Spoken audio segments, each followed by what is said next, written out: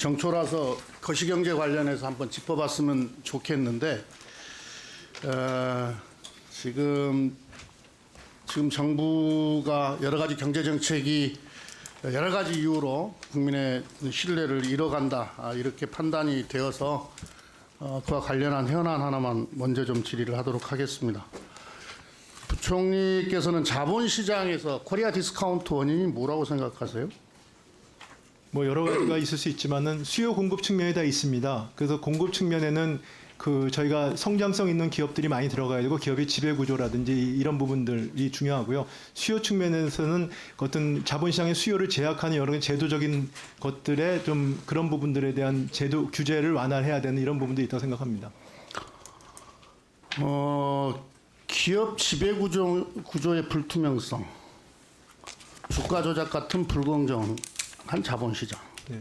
한반도의 지정학적 위치 뭐 이런 것들이겠죠. 전문가들이 대체적으로 이런 것들을 네, 그런 것도 내용이 원인으로 짚고 우리 자본시장 연구원이 작년 2월에 발표한 이 걸로 보면 이 코리아 디스카운트의 원인이 미흡한 주주 환원 수준, 상장 기업의 저조한 수익성과 성장성, 기업 지배 구조에 대한 낮은 신뢰. 대체적으로 이렇게 원인들을 분석을 해요. 전문가들도 그렇고. 네. 뭐 이 점에 대해서는 동의하시죠? 네, 뭐 그게 전부는 아닙니다만 내가 동의합니다. 네. 금투세가 코리아 디스카운트의 요인이 됩니까? 일단은 자본시장에 대한 과세가 뭐 생각이 여러 사람이 다를 수 있습니다만, 네, 그 부분에 대해서는 수요에 대한 제약 요인으로 저희 생각하고 있습니다. 이건 아직 시행도 안 했어요. 네. 시행도 안 한 걸 갖다가 코리아 디스카운트 원인이라고 이야기를 하면 어떡합니까? 그 다음에 네네. 이 금투세하고 거래세하고 그 다음에 양도세하고 이게 패키지로 묶여 있다는 건 잘 아시죠? 네. 이거 따로따로 떼서 정책이 설계된 건 아니라는 건 잘 아시죠? 네, 알고 있습니다. 그러면은 금투세를 지금 폐지하겠다고 했어요. 이거 뭐 입법 사항이기 때문에 쉽지는 않아 보이긴 합니다만은. 그러면은 그건 어떻게 하실 거예요? 아까 패키지로 묶여져 있던 거래세하고 양도세는 어떻게 할 거예요? 양도세 부분은 저희가 시행령을 고쳐서 지금 양도세랑 양도세 두고 거래세는 어떻게 할 거예요? 거래소 부분에 대해서는 저희가 이제 어차피 금투세는 입법 사항이니까 국회에서 논의를 하고 또 의원님들께 설명을 구하겠습니다. 그렇게 하는 과정에서 거래세 부분에 대해서는 저희가 당초에 투자자의 어떤 부담을 줄이기 위해서 거래소 인하를 지금 그 스케줄을 발표하고 그렇게 되어 있지 않습니까? 그런 부분에 대해서는 그걸 존중하면서 금투세 폐지와 관련돼서 국회에서 그러면은 금투세도 관련된 시행 안 하고 거래세도 원래 계획대로 시행하겠다 지금 이렇게 아니요, 이야기하는 거예요? 제 얘기는 그러면 어렵게 그러니까 이야기하지 말고 이게 패키지로 돼 있잖아요. 거래세는 점차나 줄여 나가서 상차는 없앤다. 그리고 금투세 도입한다. 이렇게 설계가 되어 있잖아요. 지금 정책이. 그러면 이제 금투세 없애겠다고 했어요. 그럼 거래세를 어떻게 하겠냐고. 원래 스케줄대로 점점점 줄여 나갈 것인지, 그리고 장차 없앨 것인지, 아니면 현행대로 유지할 것인지, 더 늘릴 것인지. 이게 패키지로 되어 있으니까 이 거래세 부분에 대한 답을 줘야 될 거 아니에요. 그러니까 지금 거래세 관련된 부분 제가 말씀드리지 않았습니까? 일단은 정부에서 거래세 부분은 그렇게 인하 방침을 발표했기 때문에 그 부분은 존중을 하지만 인하 방침을 발표한 게 아니고 인하를 하기로 우리가 결정을 한 그렇습니다. 거예요. 네네. 국회에서. 그래서 금투세의 폐지와 관련된 입법사항을 논의할 때 충분히 그 같이 논의를 그러니까 해야 거래세와 하겠습니다. 관련해서는 네. 지금 정부 입장이 없는 거예요. 네, 같이 논의를 하겠습니다. 그러니까 없는 거죠, 현재는. 그에 대한 설계 없이 지금 금투세 폐지 이렇게 발표를 한 거 아니에요. 아니, 방안이 없이. 없다는 게 아니고 제게는 인하 부분에 대해서는 지금 저희가 인하를 하기로 해가지고 지금 그 시행령을 고쳐놓은 상태 아니겠습니까? 스케줄이 있잖아요. 있기 때문에 그거는 저희 존중을 하겠다. 그러면 금투세만 이렇게 거래세도 인하하고. 근데 금투세는 그 부분은 그다음에 국회에서 논의를 기재에서 논의할 때 세수감세에 대한 대책을 어떻게 네. 세울 거예요? 네, 그 같이 지금 논의를 하겠다 이런 취지입니다. 예정처에서 이 금투세 없을 경우에는 1년에 1조 한 4천억 정도 세수 감소가 있다. 이렇게 발표를 했는데 예측을 했는데 그럼 3년 하면은 엄청나게 많은 숫자잖아요. 한 4조 가까이 되잖아요. 네네.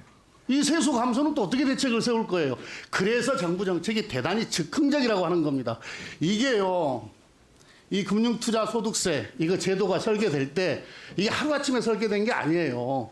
이거 내가 집권당 정책위 의장 할 때 직접 관여를 해서 설계를 했기 때문에 이 내용에 대해서 너무 잘 알고 있어요.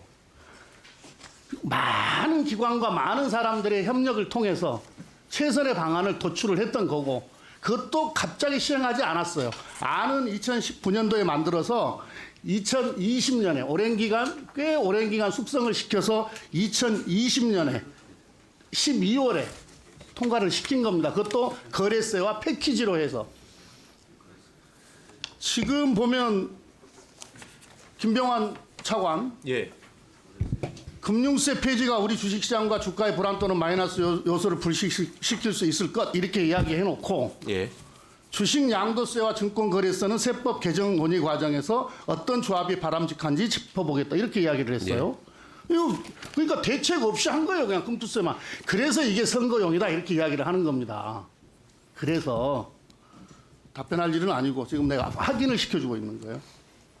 그 다음에 지금 이게 지금 뭡니까 이 금융시장과 관련해서 공매도 금지도 작년 11월 5일에 일요일에 전격적으로 발표를 해요. 그 다음에 주식 양도세 대주주 기준 상향 조정도 추경호 부총리가 구체적으로 검토하지 않고 있다 이렇게 이야기를 해놓고 10일 후에 전격 발표를 합니다. 그리고 인사청문회 다음 날이죠 그게.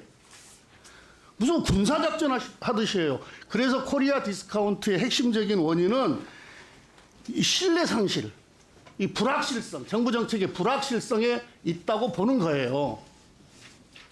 어떻게 생각하세요?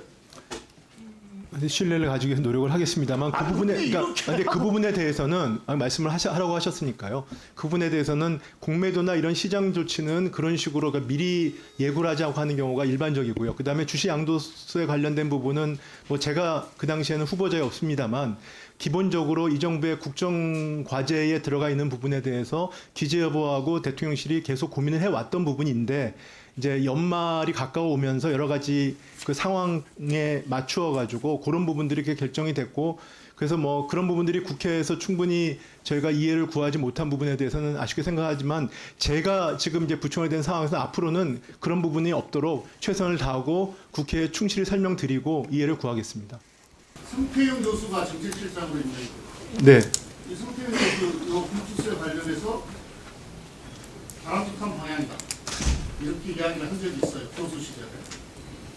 추경호 부총리는 20대 때 거래세 없애고 이 양도소득세 강화하는 법률을 발의한 적도 있어요. 그럼 이 정부는 이 정부 대통령 정부의 철학에 맞지도 않은 사람을 정책실장에 임명하고 부총리에 임명해서 경제정책을 끌어온 셈이 되네요. 저기 뭐 의원님께서 설마 그렇게 생각 안 하시겠습니다만 경제 철학에는 큰 틀에서 말씀하시는 거고요. 어느 정책에 비해서는 개인 의견이 좀 다를 수도 있고 그 상황에 따라 있을 수도 있고 그걸 가지고 그렇게 전체적으로 철학이 다르다고 말씀하시는 거는 제가 동의하기 어렵습니다. 총리도 마찬가지예요. 2016년에 예, 마무리. 2016년에 이 주식 양도소득세 과세 대상 문제를 공평 과세다 이렇게 지금 앞에 지금 시간이 없어서 설명을 못했는데 그렇게 이야기한 적이 있어요. 그 말씀을 하셨으니까. 다 뒤집어요. 아니요. 지금 제가 그때 청문회 때 말씀드렸듯이 이 주식 양도소득세 같은 경우는 소득세와 달리 과세 형평뿐만 아니라 그다음에 그 금융시장 간의 어떤 자금 이동이라든지 경제 상황을 같이 봐야 되는 상황이라고 말씀을 드렸습니다. 지금 인사청문회하고 오늘 현안 질의까지 해서 그 장관 답변을 지금 두 번째 듣고 있는데 원래 최상목 장관이 이런 분이셨나 하는 생각이 들어요. 사후 합리화가 너무 많아요. 뻔한 사실을 가지고. 아까 금투세 관련해서 이게 어떻게 만들어졌고 어떤 취지로 만들어졌는지 시간은 없었지만 간략하게 설명을 드렸어요. 2018년부터 시작해서 2019년도에 기본안을 만들고 2020년도에 여야 합의로 통과가 됐다. 그리고 이게 통과되고 나서 6개월이 지난 21년 6월 25일에 사상 최고치인 3,316포인트를 기록을 했어요. 금투세를 도입했는데 네. 물론 시행은 안 됐지만 근데 무슨 금투세가 코리아 디스카운트예요. 코리아 디스카운트가 되려면 이 금투세가 합의 처리되고 나서 대폭 빠졌어야죠. 그 다음에 2022년도에 세법 개정 이게 뭐 당시에 여당의 주장에 의해서 유예하고 뭐 이렇게 해서 합의를 했어요. 그런데 지금 이번에 느닷없이 갑자기 금투세 폐지하겠다고 이렇게 발표를 했어요. 아직 시행도 안 했는데. 그래놓고 지금 부총리 뭐라고 하냐면은 의원들 질의에 국회하고 또는 야당하고 협의가 충분하지 않았다 이렇게 이야기를 해요. 뭘 충분하지 않아요? 아예 안 한 거지. 유능한 정부는 국회를 설득하고 국회의 동의를 받을 줄 알아야 그게 유능한 정부예요.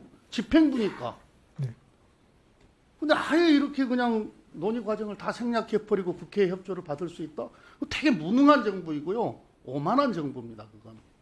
이거 명심하셔야 돼요. 앞으로 쭉 또 일을 하셔야 되기 때문에. 네. 아까 저도 이야기를 했고 홍성국 의원도 말씀을 하셨지만 시장은 가장 싫어하는 게 불확실성 아닙니까? 그건 상식이잖아요. 네. 특히 정부의 경제 정책이 불확실하다. 예측이 어렵다. 이걸 제일 싫어하잖아요. 그리고 즉흥성, 즉흥적이다. 이것도 아주 싫어하잖아요. 이런 게 코리아 디스카운트인 거예요. 예측 가능해야 된다. 그래서 이렇게 중요한 금융정책, 자본시장 정책을 이렇게 막 무슨 작전하듯이 이렇게 발표하는 거 아니에요. 그래놓고 무슨 뭐 이러저런 이유를 막 대요. 어떤 국민들이 납득을 하며 시장에서 누가 납득을 합니까? 다 웃죠. 실제로 지금 웃어요. 문제는 이 정도 하고요. 제28차 유해 기후변화 협약 당사국 총회에서 지금보다 재생에너지 생산량 3배로 늘린다. 네. 이거 우리도 동의했죠? 우리 정부도 동의했죠? 일단 그 원칙의 합의문에, 네네. 최종 합의문에 네, 최종 합의문에는 동의했어요. 네. 네. 근데 우리 재생에너지 비중은 7.15, 세계 평균 28.1, 현재 4분의 1 수준이에요. 각각 3배씩 늘어나면 앞으로 격차는 더 벌어지겠죠. 지금 재생에너지, 그러니까 아리백을 달성하지 못하면 물건 수출 못하는 시대가 지금 도래했잖아요. 앞으로 더 그렇게 될 거 아닙니까? 계속 확대될 거 아닙니까? 그러면은 이 재생에너지를 찾아서 지금 우리는 재생에너지 비중이 매우 낮고 현 정부의 정책에 의하면 재생에너지가 획기적으로 확대될 기미도 보이지 않아요. 오히려 지금 죽이고 있거든요. 우리 제조업들이 어떻게 국내에서 물건을 생산해서 수출을 할 수가 있겠어요? 재생에너지 찾아서 유목민이 되지 않겠습니까? 해외 유출이 에너지 문제 때문에 훨씬 가속화될 가능성이 매우 높다. 이 말씀을 드리는 거고요. 지금 태양광만 하더라도 무슨 범죄 집단 때려잡듯이 때려잡아가지고 뭐 일지만 보면 기도 안 차요. 지금 태양광 시장이 완전히 쑥대밭이 돼버렸어요. 지금 우리 정부의 정책 목표 중에 일자리 창출이 있잖아요. 네. 그런데 지금 하나큐셀 음성공장 지금 폐쇄한다는 거 아니에요? 1,800명 희망퇴직 받고 있잖아요. 지금 일자리를 줄이고 있다니까요. 그 다음에 하나큐셀뿐만이 아니라 중견기업, 중소기업 난리예요 지금. 저는 회사 이름은 뭐 되지 않겠지만 A회사 같은 경우에는 은행에 갔더니 태양광 지점장이 이렇게 이야기를 하더라고요. 태양광에 퇴짜도 꺼내지 마라. 아예 금융 대출 안 된다. 그러니까 제1금융권에서는 아예 대출이 불가능해져 버렸어요. 뭐 다른 회사들도 많아요. 그다음에 우리 국책기관이 수출입은행에서 앞으로 태양광 시장과 관련해서는 매우 비관적으로 지금 전망을 하고 있잖아요. 마침 지금 여러 가지로 좋은 상황으로 가고 있다가 지금 그리드 페러티까지 지금 도달하는 이 시점까지 왔다가 완전히 지금 추락하는 이렇게 지금 시장을 전망을 하고 있지 않습니까? 그리고 앞으로 어떻게 하려고 그래요? 우리 하나는 산업, 하나는 그 부분은 아마 제가 답변을 드리겠습니다. 뭐 드릴 말씀 저도 좀 있습니다만은 간단하게 말씀을 드리면 의원님께서 오해하시는 부분이 있는 것 같습니다. 뭐냐면은 윤석열 정부 들어서 가지고 저희가 탄소 중립 목표, 그 다음에 그 2030의 NDC 목표를 제시한 거에는 저희가 이제 그걸 달성하기 노력을 하겠다. 다만 이제 재생에너지 부분에 있어서는 저희 짚어보니까 재생에너지 당초의 목표를 제시한 것들이 조금 저희가 보기에는 좀 실현 가능성 측면에서 너무 이게 좀 그랬다. 그래서 실현 가능성을 좀 높이기 위해서 합리적으로 조정을 한 건데 저희가 재생에너지의 어떤 이 부분에 대해서 의지가 약해서 그런 것은 아닙니다. 그래서 그건 분명히 말씀드릴 수 있고요. 그러면서 저희가 원전군도 포함해서 저희는 좀 그 무탄소 에너지의 재생에너지를 포함해서 저희가 이 부분을 확대해 나가고 그렇게 하는 것이 저희가 2030년, 2050년 국가가 약속한 것을 지킬 수 있다는 걸 생각하고 있고요. 그다음에 태양광 관련된 부분은 저희가 점검을 해보니까 소규모 태양광 부분에 대해서 일부 문제점이 발견되기 때문에 그런 부분은 개선을 하는 것인데 그런 내용들에 대해서 의원님께서 좀 오해를 하시거나 아니면 저희가 잘못하고 있는 부분들이 있으면은 그 부분은 저희가 기재위지만 저희가 그 부분은 따로 해가지고 의원님께 설명을 드리고 또 의견을 구하겠습니다. 정말 걱정돼서 지금 반복해서 질문을 합니다. 대정부 질의 때도 했고 뭐 상임위 때도 계속 했는데 경제수석 하실 때 이 재생에너지 분야 좀 챙겨 보셨어요? 네, 좀 챙겨봤습니다. 아니에요. 지금 이게 좀 정확하게 아까한테 뭐 오해하고 있다고 그러던데 아니 30년까지 30% 넘게 목표 설정해놨다가 21%로 줄였는데 어떻게 그게 내가 오해를 하고 있어요. 그 다음에 정책의 손과 발은 뭡니까? 법령과 또나 뭐죠? 예산이잖아요. 네네 그렇습니다. 그 예산을 보면은 24년도 전력산업 기반 기금에서 재생에너지 항목과 재생에너지 지원 항목과 관련해서는 무려 4천억 이상을 줄였어요. 이게 어떻게 정부가 재생에너지를 키우겠다는 의지를 갖고 있다 이렇게 평가할 수가 있겠습니까? 예산으로 이야기를 하는 건데 그 지난번에 내가 서면 질의를 했었는데요. 네. 그 또 국정감사에서도 강조를 했었고 답변은 CFE가 아리백을 대체 배제하는 것이 아니라 보완제적인 성격을 갖고 있다 뭐 이렇게 뭐 답변을 하셨어요. 근데 네, CFE는 아리백을 우선 달성하고 거기에 더해서 더 엄격하게 무탄소 에너지를 사용하자는 약속이에요. 그러니까 아리백은 재생에너지를 사와도 되지만 CFE는 1년 365일 동안 하루 내내 24시간 내내 재생에너지로만 제품을 생산하라. 이런 조항이잖아요. 그래서 한국형 CFE 이거 추진해도요.